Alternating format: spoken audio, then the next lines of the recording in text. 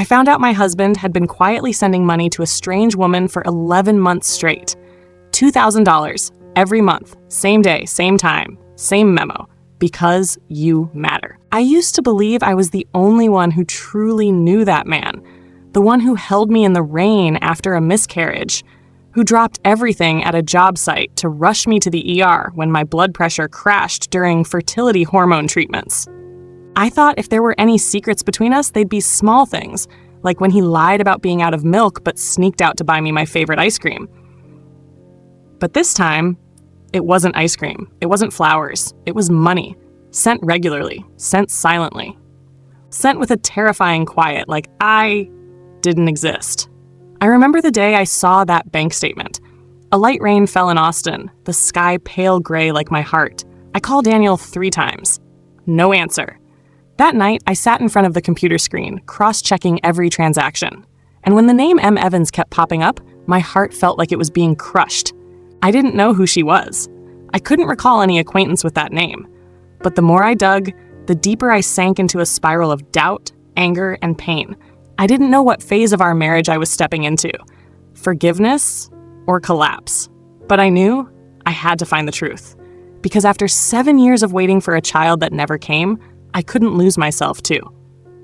Daniel didn't say a word, but at dinner that night, he quietly placed a piece of fish on my plate, then lowered his eyes back to his plain white rice. I wanted to ask. I really did. But my throat felt like it was lined with thorns. I didn't know where to start without shattering everything. After the meal, he got up to wash the dishes. I sat silently on the worn gray sofa. The kitchen light cast a soft glow behind him. In that frame, Daniel wasn't the husband I'd once loved fiercely. He was a stranger, living in the same house, breathing the same air, but carrying a closed-off heart. I stayed up until nearly 2 a.m. Finally, unable to take it anymore, I opened the laptop and checked the bank account again. Every month, at the same time, a $2,000 transfer, all to the same person, M. Evans. I clicked to search that name, scouring social media, company networks, old contacts.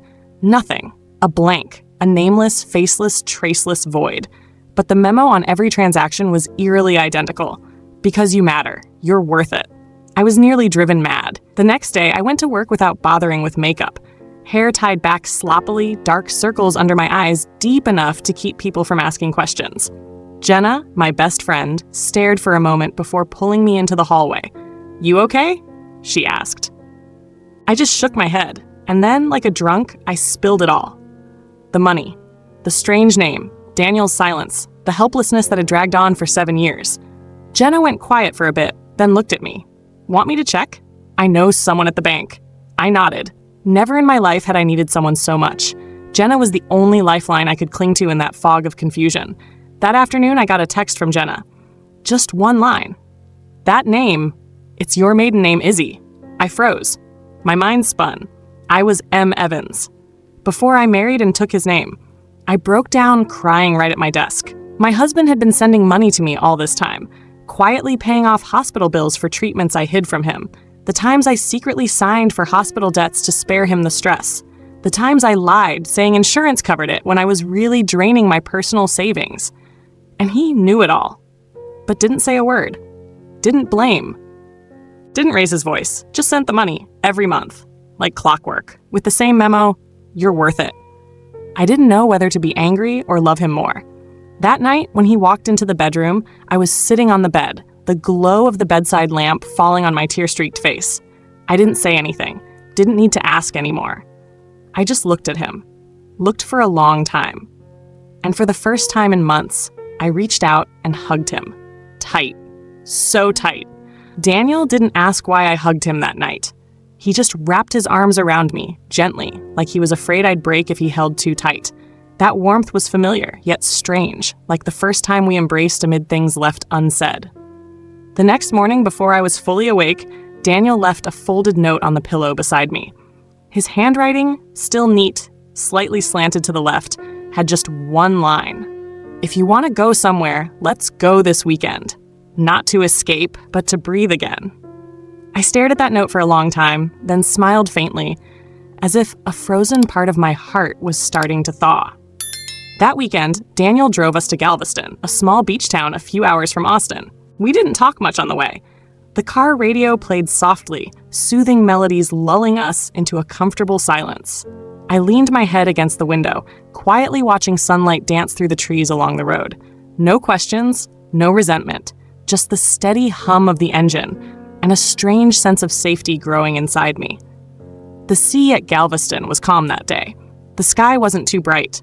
Salty breezes swept through my hair, as if soothing invisible wounds that had clung to my chest for years. Daniel rested his hand on my back as we walked along the sand. Not the tight grip of our passionate younger days, but a light touch, enough to let me know he was still there. That evening, we ate at a small seafood joint near the beach. The table had a teal tablecloth, soft yellow lighting, and faint laughter from nearby tables.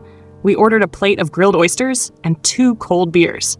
When our glasses clinked, Daniel looked at me and said quietly, "I'm sorry for staying silent all this time." I was afraid. If I spoke up, you'd feel like a burden. I didn't want you to think I pitied you. I just wanted you to know, to me, you're still the most precious thing, whether we have a kid or not. I bit my lip to keep from crying.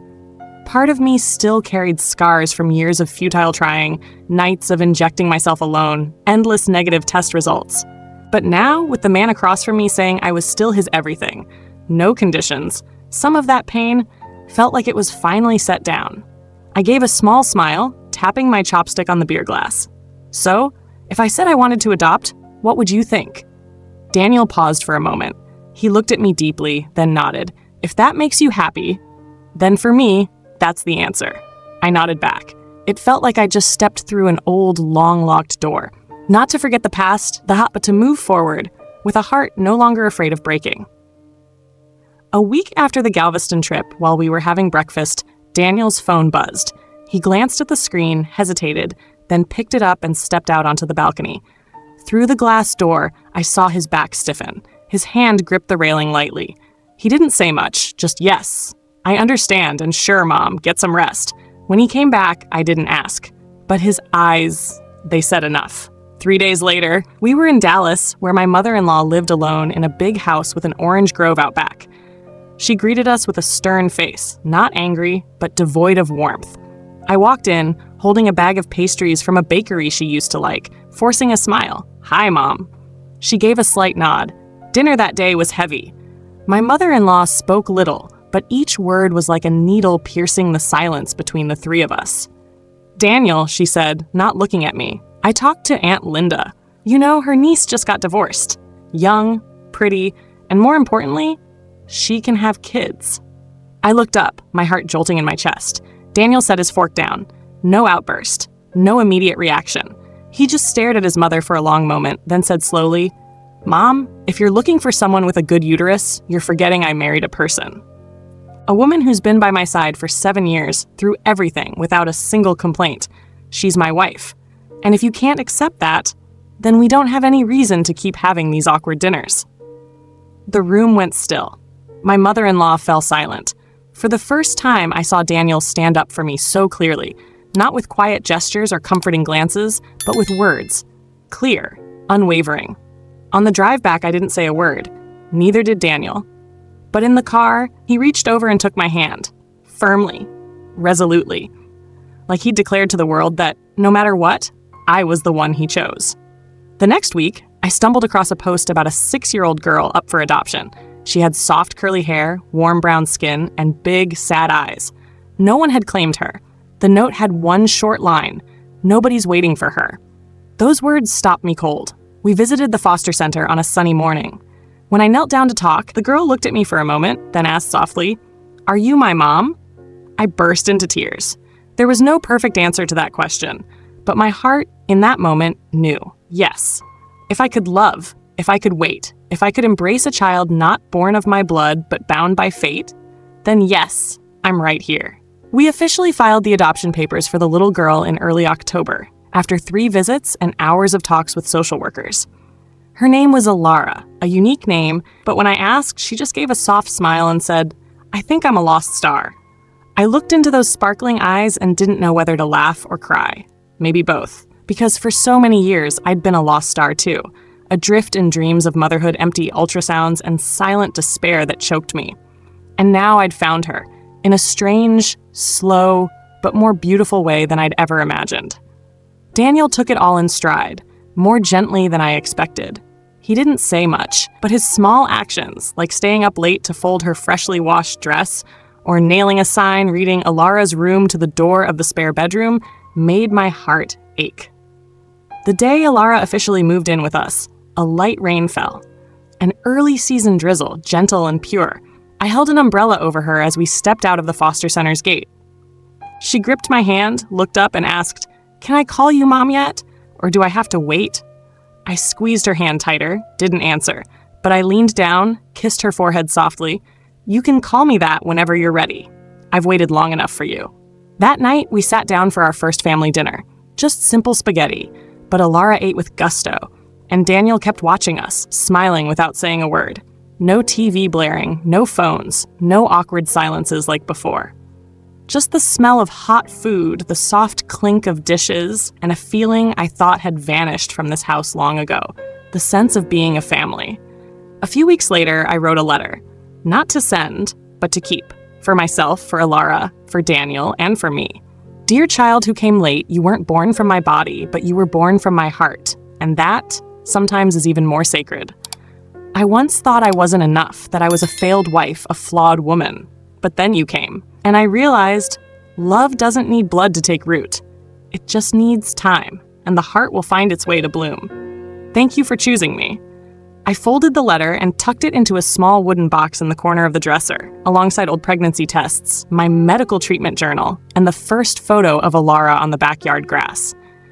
It wasn't the journey I'd expected, but maybe it was the truest one for me.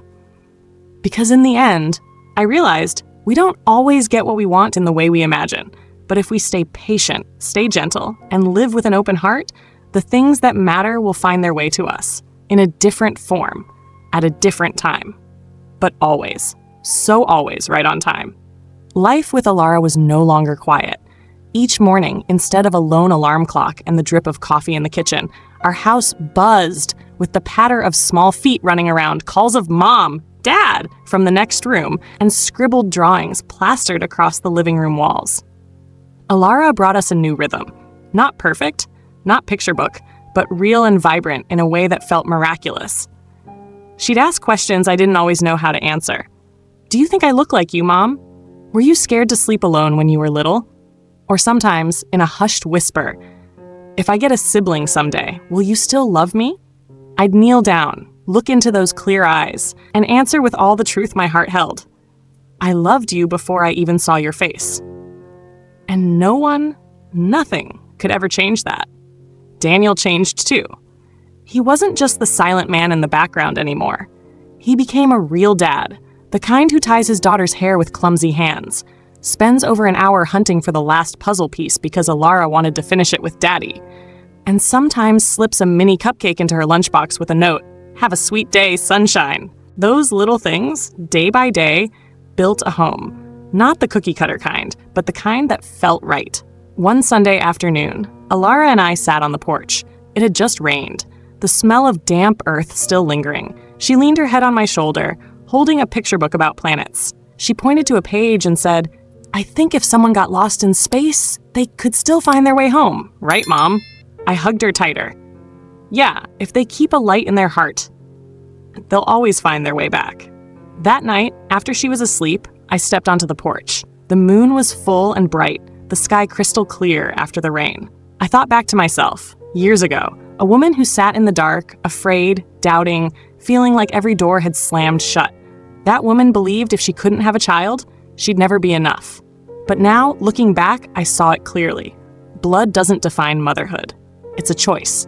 To stay, to love, to trust, even when life veers off course. Alara didn't come from me, but she's mine. And maybe that's what real love is. Not loud, not planned, but always arriving just in time. To save hearts that thought they'd run out of hope. I closed my eyes, took a deep breath, and whispered to myself, "Thank you, life, for not giving me what I wanted, but what I needed. The right people at the right time, in the right way."